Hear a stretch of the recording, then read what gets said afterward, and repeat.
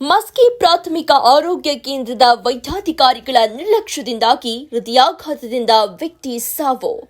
ರಾಜ್ಯದಲ್ಲಿ ಹೆಚ್ಚುತ್ತಾ ಇರುವ ಹೃದಯ ಸಂಬಂಧಿ ಸರಣಿ ಸಾವುಗಳಿಂದ ಎಚ್ಚೆತ್ತ ರಾಜ್ಯ ಸರ್ಕಾರ ಆರೋಗ್ಯ ಇಲಾಖೆ ಅಧಿಕಾರಿಗಳಿಗೆ ಮುನ್ನೆಚ್ಚರಿಕೆಯ ಸಲಹೆ ಸೂಚನೆ ನೀಡಿದ್ರು. ಆರೋಗ್ಯ ಅಧಿಕಾರಿಗಳು ಮಾತ್ರ ನಿರ್ಲಕ್ಷ್ಯ ವಹಿಸುತ್ತಿದ್ದಾರೆ.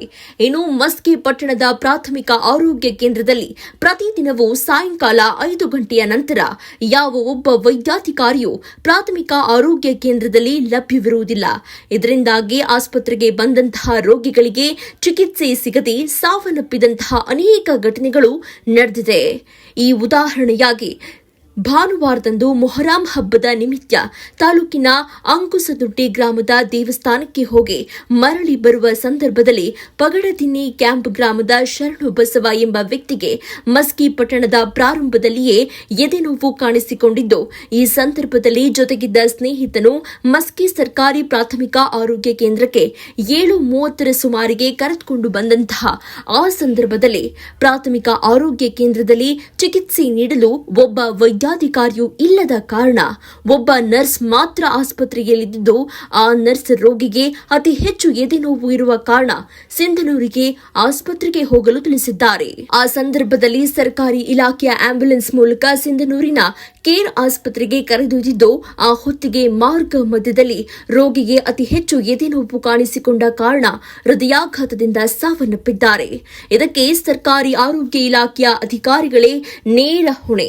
ಮಸ್ಕಿ ಪ್ರಾಥಮಿಕ ಆರೋಗ್ಯ ಕೇಂದ್ರದಲ್ಲಿ ಒಬ್ಬ ವೈದ್ಯಾಧಿಕಾರಿಯೂ ಲಭ್ಯವಿಲ್ಲದ ಕಾರಣ ಹೃದಯಾಘಾತದಿಂದ ನನ್ನ ಯಜಮಾನರು ಸಾವನ್ನಪ್ಪಿದ್ದಾರೆ ಅಂತ ಮೃತ ವ್ಯಕ್ತಿಯ ಹೆಂಡತಿ ವಿಜಯಲಕ್ಷ್ಮಿ ಆರೋಪಿಸಿದ್ದಾರೆ.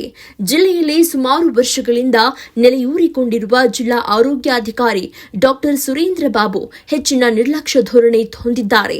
ಜನಪ್ರತಿನಿಧಿಗಳು ಮತ್ತು ಸಾರ್ವಜನಿಕರು ಮಾಹಿತಿ ನೀಡಿ ಆಸ್ಪತ್ರೆಗಳಲ್ಲಿ ಲೋಪದೋಷಗಳಿದ್ದು ಸರಿಪಡಿಸಿ ಅಂತ ತಿಳಿಸಿದ್ರು.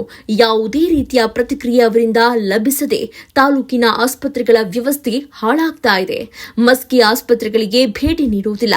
ಹಾಗಾಗಿ ಜಿಲ್ಲಾ ಉಸ್ತುವಾರಿ ಸಚಿವರು ಹಾಗೂ ಆರೋಗ್ಯ ಸಚಿವರು ತಕ್ಷಣ ಕ್ರಮ ಕೈಗೊಂಡು ಇಂತಹ ನಿರ್ಲಕ್ಷ್ಯ ವಹಿಸ್ತಾ ಇರುವ ಅಧಿಕಾರಿಯನ್ನ ಜಿಲ್ಲೆಯಿಂದ ವರ್ಗ ಮಾಡಿ ಉತ್ತಮ ಅಧಿಕಾರಿಯನ್ನ ನೇಮಕ ಮಾಡಬೇಕು ಅಂತ ಸದ್ಯ ಸಾರ್ವಜನಿಕರು ಮನವಿಯನ್ನ ಮಾಡಿಕೊಂಡಿದ್ದಾರೆ.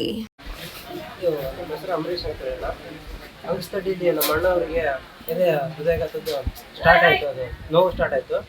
ಅದಕ್ಕೆ ಡೈರೆಕ್ಟಾಗಿ ನಾವು ಸೀದಾ ಮಸ್ಕಿ ಗೌರ್ಮೆಂಟ್ ಹಾಸ್ಪಿಟ್ಲಿಗೆ ಬಂದ್ವಿ. ಅಲ್ಲಿ ಬಂದರೆ ಸರಿಯಾದ ಕಾಂಪೌಂಡರ್ ಇಲ್ಲ, ಡಾಕ್ಟರ್ ಇಲ್ಲ, ಯಾರೂ ಇಲ್ಲ, ಕರೆಂಟ್ ಇಲ್ಲ, ಲೈಟ್ ಇಲ್ಲ, ಏನಿಲ್ಲ ಹಾಸ್ಪಿಟ್ಲಲ್ಲಿ. ಪ್ರತಿಯೊಂದು ವಿಡಿಯೋ ನಾನು ಮಾಡ್ಕೊಂಡಿದ್ದೀನಿ, ವಿಡಿಯೋ ನನ್ನ ಹತ್ರ ಐತೆ. ಅದು ಆ್ಯಂಬುಲೆನ್ಸ್ನ ಸರಿಯಾದ ಟೈಮಿಗೆ ಆ್ಯಂಬುಲೆನ್ಸ್ ಇಲ್ಲ, ಡ್ರೈವರ್ ವ್ಯವಸ್ಥೆ ಇಲ್ಲ, ಯಾರೂ ಇಲ್ಲ ಅಲ್ಲಿ ಏನಿಲ್ಲ ಅಂತ ಹೇಳಿದ್ರು ಸಿನ್ನೂರು ಹಾಸ್ಪಿಟ್ಲಿಗೆ ಕರ್ಕೊಂಡು ಬರ್ಬೇಕಾದ್ರೆ ಸಿನ್ನೂರು ಹಾಸ್ಪಿಟ್ಲ್ ಬರೋಷ್ಟೊತ್ತಿಗೆ ಡೆತ್ ಆಗಿಬಿಟ್ರು. ಆ ಗೌರ್ಮೆಂಟ್ ಸಿನ್ನೂರು ಹಾಸ್ಪಿಟ್ಲ್ ಅವ್ರು ಏನು ಹೇಳಿದ್ರು, ಇನ್ನೂ 20 ನಿಮಿಷ ಮುಂಚೆ ಬಂದಿಲ್ಲ ಅವ್ರನ್ನ ಬದುಕ್ತಿದ್ವಿ ಅಂತ ಹೇಳಿದ್ರು. ಅದೇ 20 ನಿಮಿಷಕ್ಕೆ ಸಿನ್ನೂರ್ಗೆ ಹೋಗೋ ಬದ್ದು ಮಸ್ಕಿಲಿ ಹಾಸ್ಪಿಟ್ಲಾಗ ಡಾಕ್ಟ್ರು ಸರಿಯಾದ ಟ್ರೀಟ್ಮೆಂಟ್ ಆಗಿದ್ರೆ ಅವ್ರು ಬದುಕ್ತಾ ಇದ್ರು. ಹಾಗಾಗಿ ಇದಕ್ಕೆ ಏನು ಕಾರಣ ಅಂದ್ರೆ ಮಸ್ಕಿ ಅಧಿಕಾರಿಗಳು, ಆರೋಗ್ಯ ಅಧಿಕಾರಿಗಳೇ ನೇರವಾದ ಕಾರಣ. ಇದಕ್ಕೆ ಸಾವು ಅವ್ರಿಗೆ ಕಾರಣ, ಅವ್ರ ನಿರ್ಲಕ್ಷ್ಯನೇ ಇದಕ್ಕೆ ಕಾರಣ. ಇದು ಅವ್ರ ಪಾಪ ಅವ್ರ ಗಂಡ ಹೆಂಡತಿ ಚಿಕ್ಕ ಮಕ್ಕಳು ಇದ್ದಾವೆ ಅವ್ರಿಗೀಗ. ಅವ್ರಿಗೆ ಯಾರು ಈಗ ಅವರೇ ದುಡ್ದಾಕದೆ ಎಲ್ಲ ಇದೆ, ಅವರೇ ನೋಡ್ಕೊತಾ ಇದ್ರು ಮಕ್ಕಳೀಗ. ಅವ್ರಿಗೆ ಹೆಣ್ಮಕ್ಳು ಏನು ಮಾಡೋಕ್ಕಾಗಲ್ಲ. ಇದಕ್ಕೆ ಏನು ಪರಿಹಾರ ಕೊಡೋಕೆ ಗೌರ್ಮೆಂಟಿಂದ ಆರೋಗ್ಯ ಇಲಾಖೆಗಳಿಂದಲೇ ಅವ್ರಿಗೆ ಪರಿಹಾರ ಕೊಟ್ಟು ಅವ್ರನ್ನ ನೋಡ್ಕೋಬೇಕಂತ ಹೇಳಿ.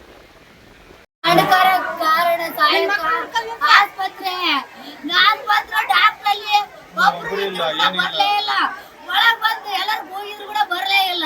ನಮ್ಮನೆ ನಮ್ಗೆ ಅವರೇ ದಿಕ್ಕು, ಅವ್ರಿಲ್ಲದ್ರೆ ನಾವ್ ಹೆಂಗ್ ಬದುಕಿವಾಗ? ಅವ್ರ ಆಧಾರ ಕಮ್ಮ ಒಂದ್ಮೇಲೆ ನಾವೇನ್ ಮಾಡ್ಬೇಕು ಮಕ್ಕಳು ಕಟ್ಟಿಗೆ ಅಂದ ಯವ್ವ.